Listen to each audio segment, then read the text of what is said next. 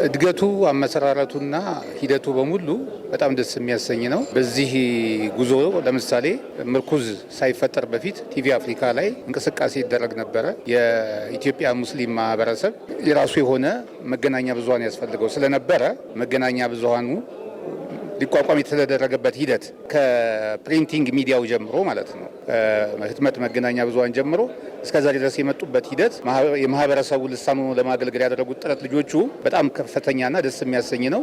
ይሄ ደግሞ ሚንበር ቲቪ ደግሞ ራሱን አቋቁሞ 5 ዓመት ያደረገው እርምጃ በስታፉ ጠቅላላ ቴሌቪዥኑ ስር በሚያገለግሉ ሙያተኞች ደረጃ ምን ያህል ጥረት እንደተደረገ የሚያሳይ በመሆኑ ለዚህም ቀን በመብቃቱ በጣም ደስታ ተሰምቶኛል። መሪ ሀሳብ በመንተራስ ቢያሰፉትና እነዛን ታሳቢ አድርገው ቢሰሩ ቆንጆ ነው። እኔ በግሌ ግን የሙስሊሙ ማህበረሰብ ሚዲያ አሁን 5ኛ ዓመቱ ምክንያት በማድረግ መንፈሳዊ ሚዲያዎች ምን ተግባር ሊያከናውኑ ይችላል ስለሆነ የሚለው ርዕሱ በዛ መሰረት ሙስሊሙ ማህበረሰብ ከሌላው ኢትዮጵያዊ ማህበረሰብ ጋር ያለው ተዛምዶ ምን ይመስላል፣ የሙስሊም ደጋግ ሰዎች፣ የሃይማኖት አባቶች፣ ኤሊቶችና ሌሎች ሰዎች ለሌላው ማህበረሰብ ወይም ለሌላው እምነት ተከታይ ምን ያስተምራሉ? በእውቀት ሊሆን ይችላል። ለምሳሌ በኢንጂነሪንግ ሙያ ሊሆን ይችላል፣ በዶክተር ሙያ ሊሆን ይችላል፣ በሕክምና ሙያ ሊሆን ይችላል፣ በምርምር ሊሆን ይችላል፣ በአስተዳደር ዘርፍ ሊሆን ይችላል፣ በውትድርናም ሊሆን ይችላል፣ በሌሎችም እና ደግሞ በማህበረሰባዊ ግንኙነት አርአያ የሆኑ ወይንም ደግሞ አይከን የምትሏቸው እናንተ የተማራችሁ ልጆች አይከን የምትሏቸው የሙስሊሙ ኢትዮጵያውያን ለሌሎቹ ወገኖቻቸው ምን ያስተምራሉ? ማለትም ኢትዮጵያ ውስጥ ሙስሊሙና ክርስቲያኑ ሌላው ማህበረሰብ የተዋሃደ በመሆኑ